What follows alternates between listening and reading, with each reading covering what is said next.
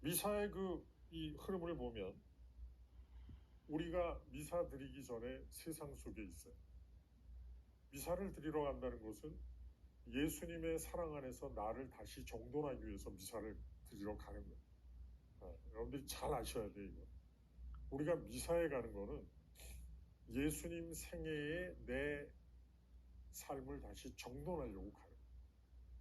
사랑의 정신 안에서 나를 정돈하려고 미사에 가는 거예요.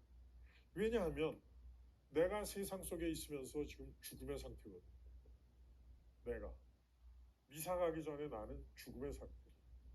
그런데 그런 나를 예수님께서 초대하시는 거예요, 미사에. 우린 이걸 입당이라고 불러요. 전 이 말이 너무 마음에 안 들고, 입당. 교회를, 하느님을 건물로 생각하는. 건물 당자잖아요. 집 당자. 무슨 집에 들어가요? 하느님의 집에 들어간다. 그러니까 이 세상은, 우리가 사는 세상은 하느님의 집이 아니에요? 이게 전부 중세적인 거죠. 우리 교회의 용어들이 바뀌어야 될 게 너무 많은데 그런 생각조차 못하고 있죠, 우리 교회가. 초대하시는 거예요. 입당 예절이라고 부르면 사실 틀린 거예요. 초대 예절이죠. 세상에서 엉망이 돼가고 있는 나를 하나님이 초대하시는 거예요. 초대하고 나서 그 다음에 뭘 합니까? 네. 초대해갖고 우리가 고백하는 게 뭐예요? 네, 제 탓이요. 회심. 나의 죽음의 상태에서 이제 마음을 돌리는 회심의 예절로 시작해요. 이게 죽음의 상태에 있는 게 제 탓이라고. 회심의 예절을 하죠.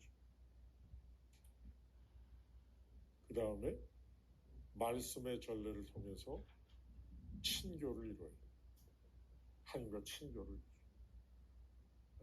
그리고 나서 그 다음에 뭘 하죠? 봉헌하죠. 그 다음에 나를 하나님과 봉헌합니다. 어떻게? 회심을 하고 죽음의 상태에 있는 나를 회심을 하고 말씀으로 예수님과 다시 친교를 이룬 다음에 친교를 이룬 나를 하나님께 봉헌합니다. 친교를 이룬 나를. 이 봉헌의 끝자락에 뭐가 있어요? 영성체가 있어요. 봉헌의 끝자락에. 영성체는 뭐죠? 주님과 내가 하나가 돼요. 하나가 돼요. 말씀의 전례로 시작한 친교의 절정을 이룬다. 가까워지고 친교를 이루다가 나중에 하나가 되는 거죠. 예수님의 몸을 내가 받아 먹어서 내 안에 들어오시는 거예요. 하나가 돼요. 하나가 된 나를 교회가 어떻게 해요? 마지막에 파견. 어디로? 다시 이 세상으로 다시 파견. 근데 뭐라고 파견해요? 사랑하며 살라는. 이거예요. 사랑하면서. 이게 미사 예절이에요. 미사 예절.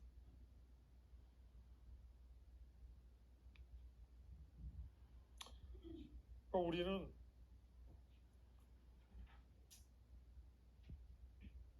죽음에 처하다가 미사를 통해서 다시 사랑을 회복하고 다시 세상에 사랑하며 살려고 파견되어서 사랑하며 살다가 다시 죽음의 상태가 돼요. 다시 미사에 오는 거예요. 이게 신앙생활입니다, 여러분들. 이게 신앙생활이에요. 그러니까 우리가 세상 속에서 사는 것은 하나님으로부터 받은 사랑의 힘을 가지고 사는 거예요. 그런데 우리가 약하기 때문에 사랑하며 살다가 휩쓸려요. 그럼 다시 주님의 사랑 안에서 나를 정돈하고 회복하려고 오는 거예요, 미사. 이게 신앙생활이에요. 이 리듬을 타고 있냐고 제가 묻고 싶은 거예요. 이 리듬을 타고 있냐. 내가 세상 속에 살 때는 휩쓸리게 된다는 것을 인정하냐. 그래서 항상 긴장하고 정신 차리고 식별하며 살려고 하고 뭔가 주님의 사랑에 의탁하면서 선택하려고 하고 그런 정신으로 사나 내가. 아니면 그냥 관습적으로 살아. 이 얘기예요. 그러니까 관습적으로 미사를 보고 나서도 관습적으로 살아가면 내가 죽음의 상태에 있는지를 몰라요. 그러니까 미사에 와서도 이게 초대인지도 모르고요. 왜? 죽음의 상태에 있으니까 나를 회복시켜 주려고 초대하시는 거지 않습니까? 근데 내가 죽음의 상태에 있다는 걸 모르면 초대인지도 몰라요. 제 탓이요 하고 가슴을 쳐도 가슴이 아픈 게 아니라 손이 아프죠. 그러니까 회심을 할 수도 없는 거예요. 그러니 말씀을 들어도 친교가 이루어지지 않는 거예요. 그러니 나를 봉헌할 수도 없고 봉헌하지도 못하니 하나가 될 수도 없는 거예요. 그럼 나중에 파견하는데 주님이 나를 파견하신 게 아니라 본당 신부님이 나한테 뭘 이렇게 하라고 하시는구나. 본당 신부님만 모르게 살면 되겠구나. 뭐 이러고 다시 나오는 거죠. 그 어쨌든 미사하고 출석부, 하느님의 출석부에 도장을 찍었으니 이제 조금 안심이 되는 거죠. 이게 신앙생활인가요? 이렇게 하는 게. 그래서